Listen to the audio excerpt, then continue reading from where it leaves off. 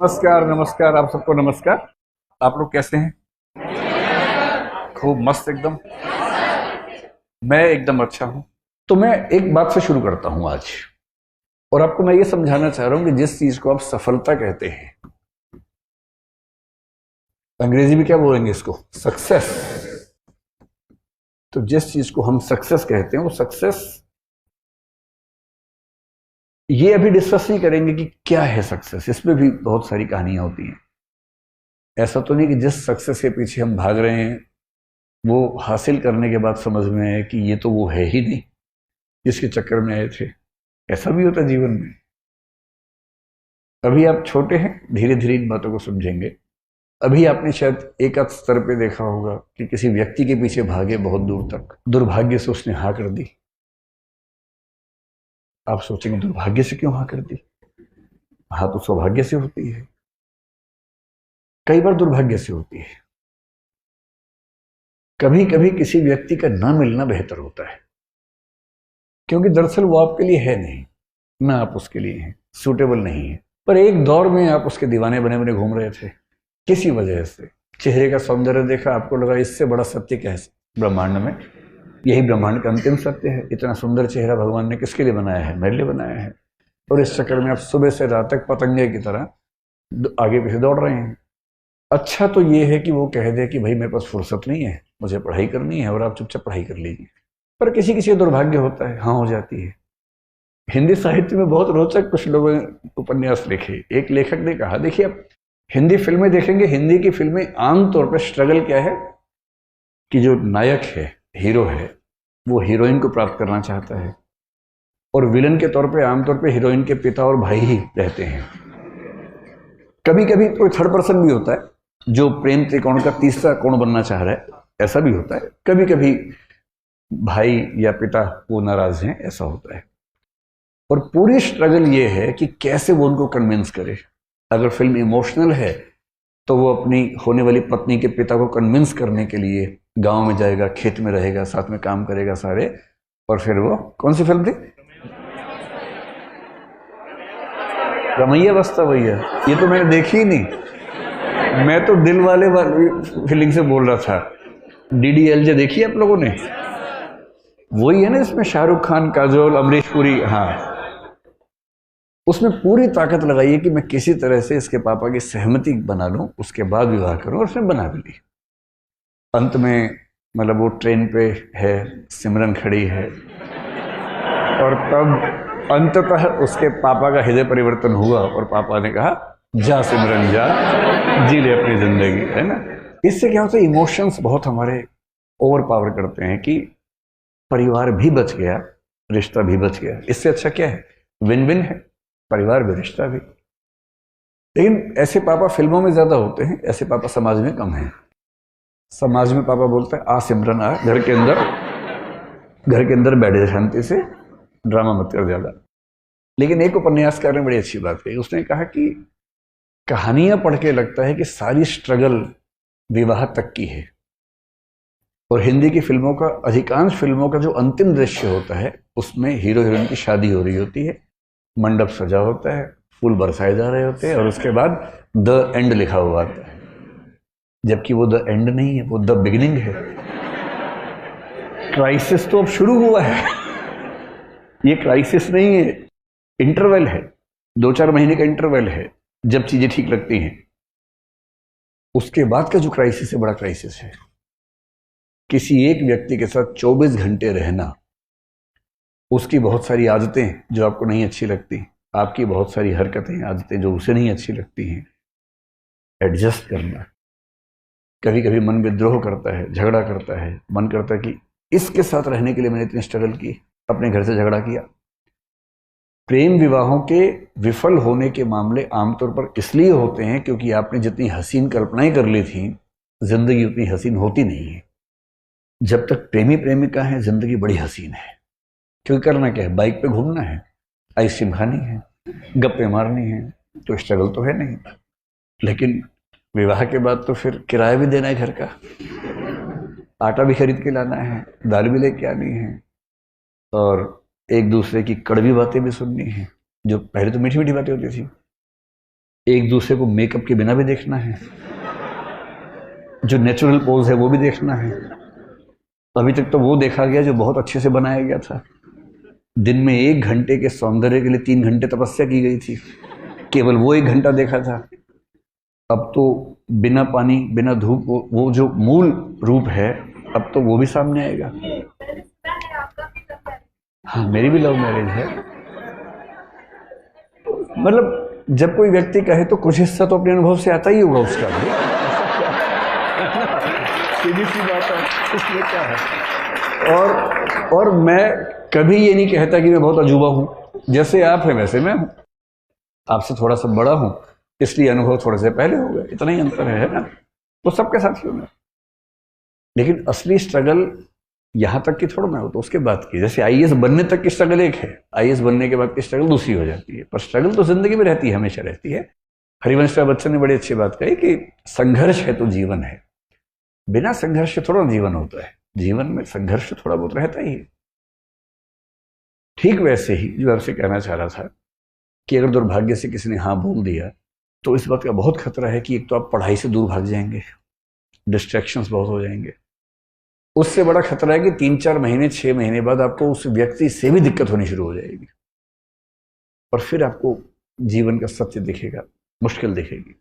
इसका मतलब ये नहीं है कि जीवन सुंदर नहीं है, जीवन बहुत सुंदर है। बस सही समय पर सही चीजें हों, सही तरीके से हों, तो सौंदर्य बढ़ जाता है।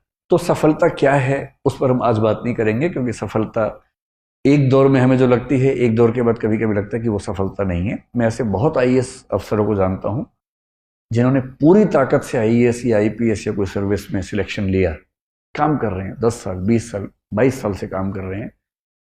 और जब उनसे गुफ्तगू होती है बहुत अच्छे से, तो उनमें से कुछ लोग जब इमोशनल लेवल पर बात करते हैं तो कहते हैं कि गलत फैसला हो गया, मेरा मूल व्यक्तित्व इस चीज के लिए था नहीं, पर मैं इस चीज में आ गया।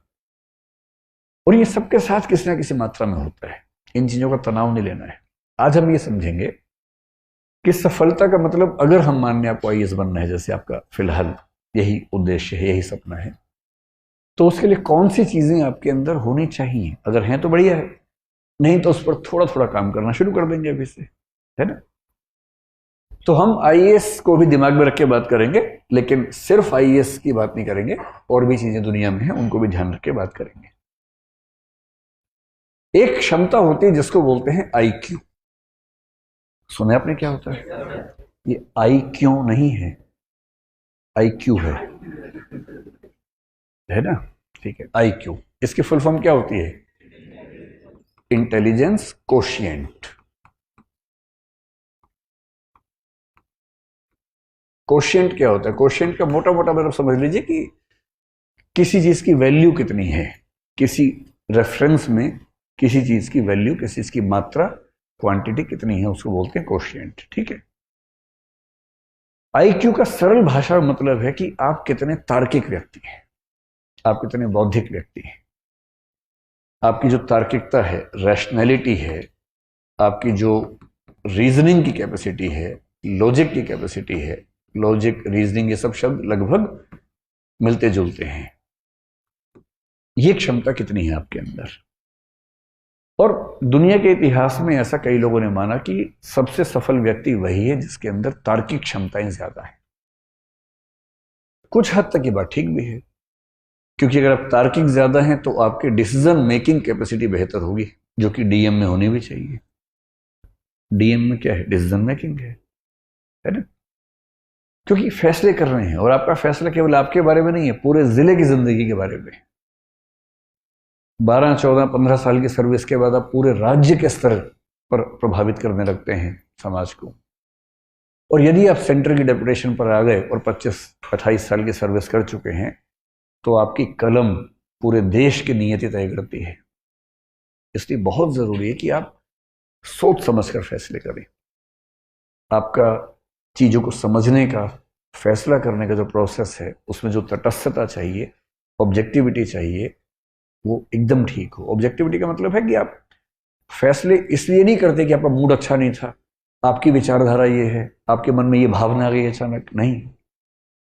आप फैसला करेंगे तथ्यों के आधार पर, फैक्ट्स, आर्गुमेंट्स, और दुनिया के बाकी देशों में कैसे सिस्टम चल रहे हैं, बाकी राज्यों में कैसे चल रहे हैं, उन सबको स्टडी करेंगे और उन सब के बेस पर जो सबसे अच्छा आपको लगेगा या अच्छे अच्छे को मिलाकर जो बेस्ट लगेगा अपने समाज के लिए, आप उसको अप्लाई करेंगे। ये जो पूरी क्षमता है इसको बोलते हैं इंटेलिजेंस कोशिएंट। और हम मानते हैं कि बिना इंटेलिजेंस की सुपीरियोरिटी के आप सचमुच कम से कम सिविल सेवाओं में तो ना जा सकते हैं, ना शानदार परफॉर्म कर सकते हैं। कुछ ऐसे लोग हैं जो संयोग से किसी तुक्के से सिलेक्ट हो भी गए कभी, तो वो अच्छे परफॉर्मर नहीं हो पाते। आप एक जिला ठीक से नहीं संभालेंगे, एक दुर्घटना करवा देंगे तो आपको अगला जिला मिलेगा ही नहीं। फिर आपको सचिवालय में कोई ऐसी पोस्ट देंगे जिस पोस्ट की वैल्यू बहुत कम होती है। और आईएएस आईपीएस के हर सर्विस में कुछ ऐसी पोस्ट रखी जाती हैं ताकि ऐसे लोग जो सरकार के साथ संगति में नहीं है या जिनकी कॉम्पिटेंस कम है उन्हें वहां सेट कर दें।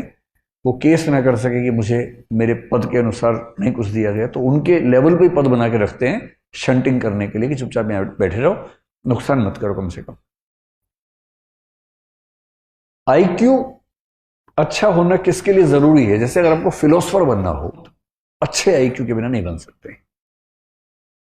किसी का आईक्यू अगर 90 से 110 के बीच में है तो मानते हैं कि सामान्य बुद्धि का व्यक्ति है, एवरेज, ठीक है। मतलब अगर आप आईएएस बनना चाहते हैं तो जनरली हम मानते हैं कि 120 140 के बीच में अगर आईक्यू है तो आप ठीक है, बढ़िया है।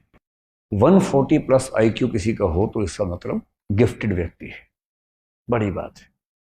किसी किसी का आईक्यू 200 भी होता है, एक दो व्यक्तियों को 250 के ऊपर भी देखा गया है इतिहास में, जो कि बहुत रेयर बात है।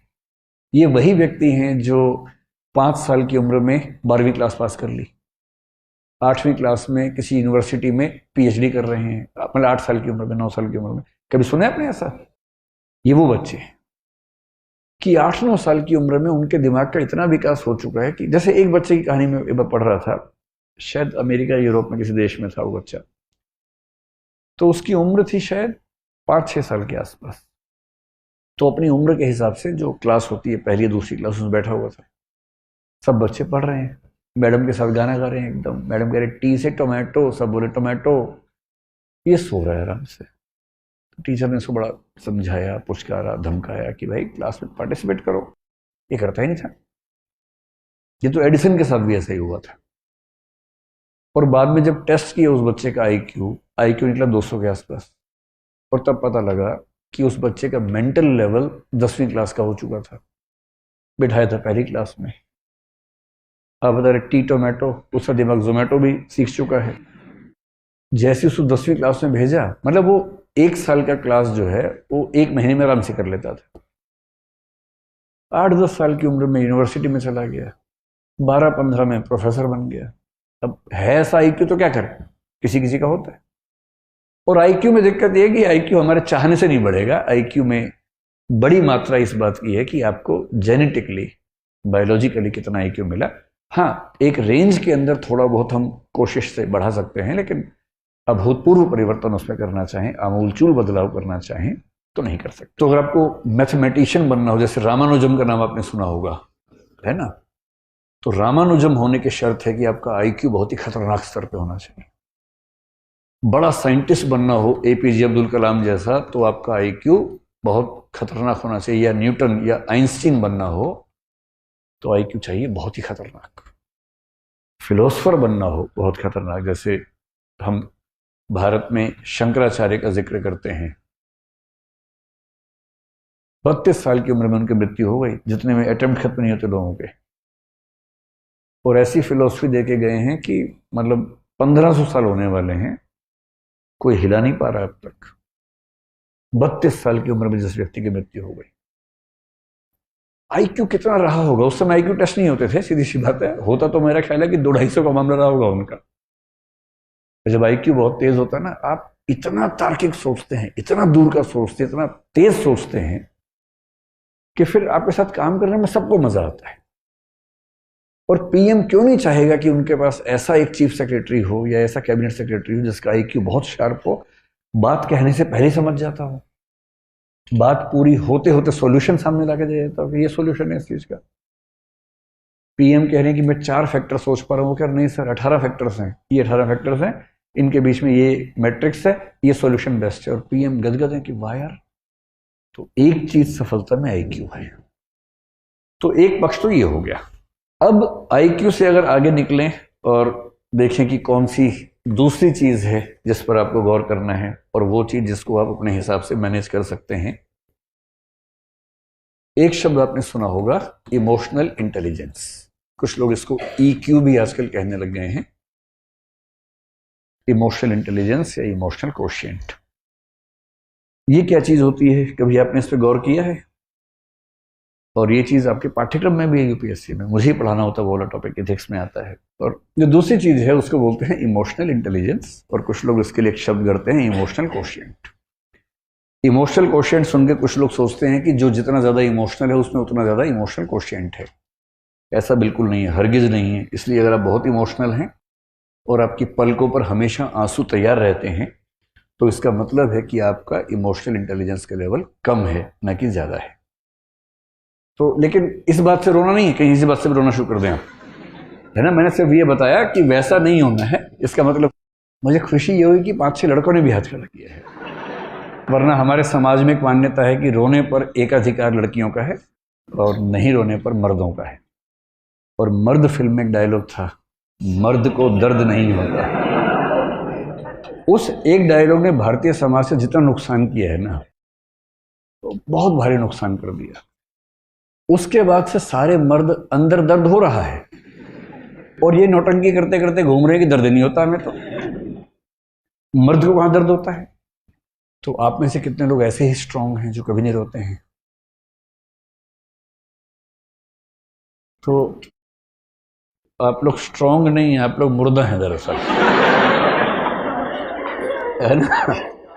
देखिए, मेरा काम जिंदगी को मुश्किल बनाना नहीं है, जिंदगी को आसान बनाना है, और मैं तो आसान ही बनाऊंगा। बिना बात के तमाशे इतने इकट्ठे कर लिए हम लोगों ने कि मर्द को दर्द नहीं होता। क्यों नहीं होता? सुई चुभा होता है दर्द सबको होता है। पत्थर मार के देखो खोपड़ी पे उसके, क्यों नहीं दर्द होगा? अच्छा, छोटे छोटे बच्चे जो हैं, लड़का हो या लड़की हो, कोई गिरता है दोनों रोते हैं, चिल्ला चिल्ला के रोते हैं, लड़का भी रोता है लड़की भी रोती है। पता नहीं 5, 8, 10 साल के बाद ऐसा क्या होता है, लड़के रोना बंद कर देते हैं। और मम्मी क्या करती है, मम्मी भी नहीं समझ पाती बेचारी। जैसे ही लड़का गिरता है, रोने लगता है, लड़की है क्या, लड़की है क्या। उसे लगता है कि इसमें लड़का लड़की कहां से आ गया बीच में? भाई मैं गिरा, मुझे दर्द हुआ, मैं रोया, लड़की है तो लड़की है। उसे 2 बातें समझ में आ जाती हैं। पहली बात तो रोना और लड़की होना एक बात है। दूसरा, लड़की होना और कमजोर होना एक ही बात है। कमजोरी तो लड़कियों का लक्षण है, मैं तो मर्द हूं, दर्द कैसे हो? उसके बाद से दर्द को पीने लग जाते हैं, और पीते पीते उसके बाद दुनिया में कुछ भी उनके साथ हो, अपने पेरेंट्स से भी डिस्कस नहीं करते हैं, किसी को नहीं बताते हैं। सारा दर्द अपने सीने में लिए लिए घूमते रहते हैं। साइकोलॉजिस्ट से मिलना, साइकेट्रिस्ट से मिलना भारत में अपराध माना जाता है। आप मन से बीमार हो चुके हैं, लेकिन आप किसी से मिलेंगे नहीं, वरना लोग क्या कहेंगे कि पागल है, इलाज करवा रहा है अपना दिमाग का। जबकि इलाज की जरूरत है मन को, तन को जरूरत होती है इलाज की, मन को भी होती है, पर वो हम नहीं करवा सकते।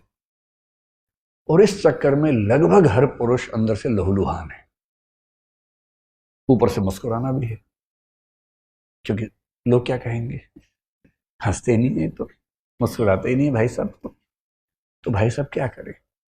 धीरे धीरे एक नकली मुस्कुराहट ओढ़ देते हैं और जिंदगी भर उसको ढोते रहते हैं। और ये कहानी आप सबके पापाओं की बता रहा हूं मैं, किसी अंकल की नहीं बता रहा हूं। ऐसे में लगता है कि मेरे पापा तो ठीक है, अंकल के बारे में चल रहा है। नहीं, आपके पापा भी वैसे ही होंगे, वो मजबूर हैं, रो नहीं सकते, खुश दिखने का नाटक करना जरूरी है उनके लिए। तो एक तो आप वैसे होना मत, और अपने आसपास जो वैसे हो गए हैं उनको थोड़ा सा सहज बना देना। उनको कहना कि पापा एक आध बार रो लो ना यार, ऐसा क्या है, चलो हम दोनों बैठते हैं, गप्पे मारेंगे, थोड़ा अपने मन की बात बताओ। जब मम्मी से पहली बार मिलने गए थे क्या क्या हुआ तो बताओ ना जरा। दोस्त बनो उनके, क्यों इतना डिस्टेंस रखना, कभी दोस्त बन जाइए। जितनी उम्र बढ़ती है उतने दोस्त खत्म होने लगते हैं, कोई दोस्त नहीं बचता उस उम्र में। तो आप दोस्त बन जाइए। ये होती है इमोशनल इंटेलिजेंस।